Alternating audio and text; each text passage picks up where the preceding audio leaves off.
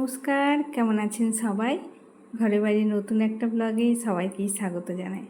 আজকে তো সোমবার, আর আজ থেকে শ্রাবণ মাসের সোমবার শুরু হলো। আজকে হলো প্রথম সোমবার। এই বছর 4টে সোমবার পড়েছে। আর যেহেতু সোমবার মন্দিরে যাব পুজো করতে, তাই আজকে একটু তাড়াতাড়ি কাজগুলো সেরে নিয়েছি। মেয়ে তো গেছে প্রত্যেক দিনের মতো স্কুলে, আজকে পরীক্ষা আছে, স্কুলে বেরিয়ে গেছে। আর কাজের ফাঁকে আমিও চলে আসলাম ছাদে। প্রত্যেক দিন আসা হয় না, আজকে একটু সুযোগ পেয়েছি, সেই কারণে চলে আসলাম। আর এসেছি এই এনার জন্য। ভাবলাম যাই গিয়ে দেখে আসি গাছটা কত বড় হয়েছে। প্রত্যেক দিনই তো বড়মশাই কিছু আনছে আর একে বাঁধছে। গাছটার সাথে সাথে পাতাগুলোও কিন্তু বেশ বড় বড় হয়েছে। মাটি বলতে সেরকম এখানে কিছুই নেই, আছে সিমেন্ট গুঁড়ো আর কিছু ধুলোবালি, তাতেই কিন্তু বেশ ভালো হয়েছে। টবে কিন্তু সেইভাবে জোর পায় না, আসলে এই গাছটা মেঝেতে তো, সেই কারণে একটু তাড়াতাড়ি বড় হচ্ছে। তো কর্তামশাই প্রত্যেক দিনই তাকে একটু একটু করে বাঁধছে আর উপরে তোলার চেষ্টা করছে। বেঁধে বেঁধে এই অনেকটাই উপরে উঠে গেছে। এখন এই পুরো গেটটা অবধি ওঠাবে, তারপরে উঠিয়ে ওই দূরে ছাদটা দেখা যাচ্ছে সেখান পর্যন্তই নিয়ে যাওয়া হবে।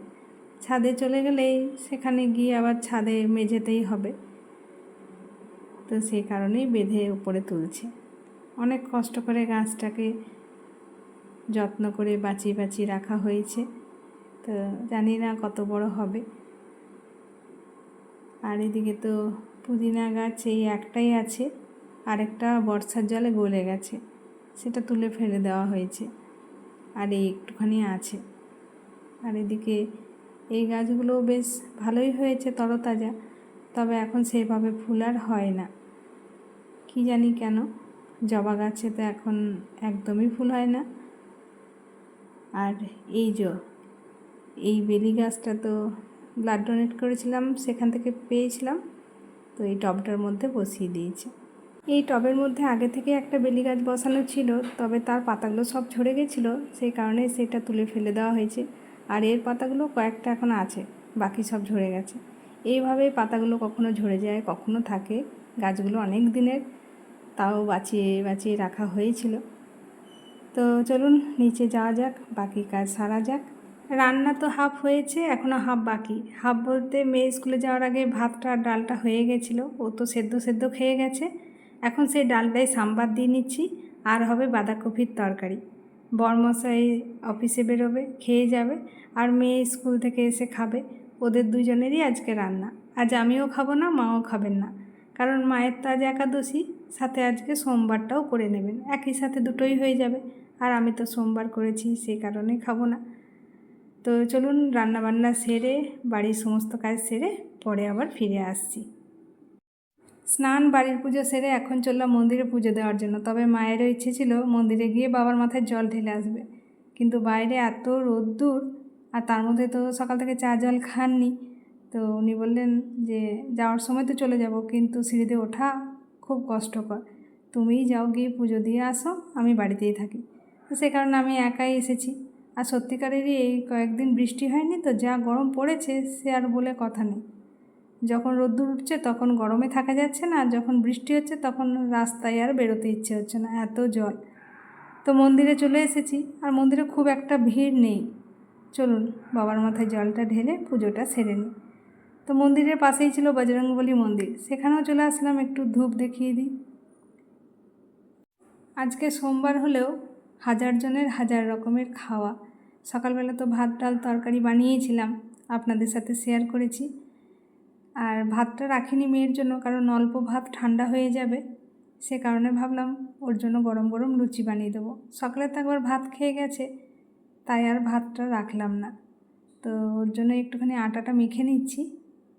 ঘড়িতে এখন হয়ে গেছে 12:30, আর এখন তো স্কুল থেকে তাড়াতাড়ি চলে আসে, যেহেতু পরীক্ষা চলছে। 12টা নাগাদ ছুটি হয়, 12:45 নাগাদ বাড়ি চলে আসে। মেয়ের জন্য হচ্ছে লুচি, আর আমি আর মা সাবু খাবো। মা তো সাবুটা সেদ্ধ করে খান, আর আমি ভিজিয়ে খাবো, ভেজানো আছে। আর মায়ের সাবুটা সেদ্ধ করা হয়ে গেছে, একটু পরে মাকেও দিয়ে দেবো খেতে। লুচিগুলো ভেজে নিই তারপরে। এই লুচি জিনিসটা এমনই একটা জিনিস, দেখলেই মন ভরে যায়, দেখলেই মনে হয় খাবো, কিন্তু একটা দুটো খাওয়ার পর আর খেতে ইচ্ছে হয় না। মেয়েরও তাই, একটা দুটো খাওয়ার পর আর খেতে ভালো লাগে না। আগে যেমন লুচিটা খেতে খুবই পছন্দ করতো, স্কুলে টিফিন নিয়ে যাওয়ার কথা বললেই বলতো লুচি আর আলু ভাজা নিয়ে যাব। তো মাকে খেতে দিয়ে দিয়েছি, এদিকে মেয়ের খাবারটাও রেডি করে দিলাম, ওকেও দিয়ে দিই, তারপরে আমি খেয়ে নেব। যে কোনো উপোস করলে আমার মনে হয় খাবার না খেলেই শরীরটা বেশি ভালো লাগে, খাবার খেলেই শরীরটা কীরকম গোলাতে থাকে। হ্যাঁ, তবে জলটার জন্য মনটা একটু ছটফট করে, তবে জলটা খাওয়ার পর আর কিছু মনে হয় না। কিন্তু এই যে খাবার একবার না খেলে হবে না, তো সেই কারণে এই যে ভেজানো সাবু নিয়ে নিয়েছি, সাথে কিছু ফ্রুটস ছিল, সব একসাথে নিয়ে নিয়েছি, মাখিয়ে খেয়ে নেব। আজকে লাঞ্চে খাওয়া হয়েছিল সাবু, আর ডিনারে হবে সিমুইয়ের পায়েস। তো সেই সিমুইয়ের পায়েসটাই বানিয়ে নিচ্ছি। এদিকে সিমুইটা আর কাজু বাদামটা ঘিয়ে ভালো করে ভেজে নিয়েছি লাল লাল করে, আর ওদিকে দুধটা জাল দেওয়ার জন্য বসিয়েছি। দুধের মধ্যে দিয়েছি একটুখানি এলাচ, তেজপাতা আর একটুখানি চিনি, মিষ্টিটা আগেই দিয়ে দিয়েছি। ভালো করে দুধটা ফুটিয়ে নেব, তারপরে ভেজে রাখা সিমুই আর কাজু বাদামটা দিয়ে দেবো। আর সিমুইয়ের পায়েস বানাতে তো বেশিক্ষণ সময় লাগে না, আর সারাদিন এই কারণেই আরও বেশি শরীরটা খারাপ লাগে এই মিষ্টি মিষ্টি জাতীয় খাবার খেতে খেতে। তো চলুন আজকের মতো ব্লগটা এই পর্যন্তই রাখছি, তাহলে আবার ফিরে আসবো নতুন একটা ব্লগ নিয়ে। আজকের এই ভিডিওটা আপনাদের কেমন লাগলো কমেন্টে জানাবেন, আর ভালো লেগে থাকলে একটা লাইক করবেন, আর আমার নতুন বন্ধুরা চ্যানেলটাকে সাবস্ক্রাইব করে দিয়ে আমার পাশে থাকবেন। আবারও খুব শীঘ্রই ফিরে আসবো নতুন একটা ব্লগ নিয়ে। আপনারা সবাই সুস্থ থাকবেন, ভালো থাকবেন, সাবধানে থাকবেন। দেখা হবে খুব শীঘ্রই পরের একটা ব্লগে। বাই।